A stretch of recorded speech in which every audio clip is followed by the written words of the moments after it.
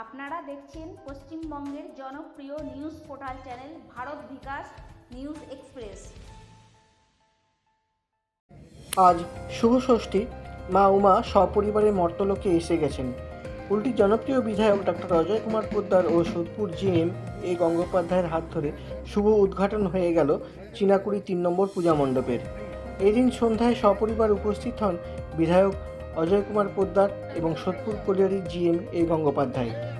এদিন পূজা কমিটির পক্ষ থেকে তাদেরকে ব্যাজ পরিয়ে এবং হাতে পুষ্পস্তবক দিয়ে তাদেরকে বরণ করে নেওয়া হয় এবং পূজা কমিটির পক্ষ থেকে বিধায়ক এবং জিএমের হাতে খুব সুন্দর একটি মেমেন্টো তুলে দেওয়া হয়। এদিন বিধায়ক ও জিএম এ গঙ্গোপাধ্যায় মণ্ডপের ফিতা কেটে আনুষ্ঠানিকভাবে উদ্ঘাটন করলেন পূজা মণ্ডপটি। এরপর মায়ের চরণে পুষ্পাঞ্জলি দিলেন ও মঙ্গল আরতি করলেন আজকের মুখ্য অতিথি বিধায়ক অজয় কুমার পোদ্দার ও জিএম এ গঙ্গোপাধ্যায় সহ পরিবারের সকল সদস্যরা। সবশেষে বিধায়ক ও জিএম এ গঙ্গোপাধ্যায় তাদের মূল্যবান মতামত জানালেন আগত দর্শনার্থীদের উদ্দেশ্যে।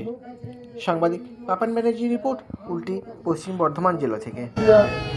শুভেচ্ছা জানাই। আমরা বছরভর অপেক্ষা করি কখন এই শুভদিন আসবে, মা কখন আমাদের প্রাঙ্গণে আসবে। ওই শুভদিন চলে আসছে। ষষ্ঠী, সপ্তমী, অষ্টমী, নবমী মা আমাদের কাছে কৈলাস পর্বত ছেড়ে, শিবজিকে ছেড়ে এখানে চলে এসছেন সমস্ত পরিবার নিয়ে। সরস্বতী, লক্ষ্মী, গণেশ, কার্তিককে নিয়ে সঙ্গে আমাদের সঙ্গে 4 দিন থাকবে। এই আনন্দের বিষয়। সব ভালো থাকুন, সুস্থ থাকুন, সবার পরিবারে আনন্দ হোক, সব ভালো করে পুজোটা কাটান, এটাই আমি বলছি।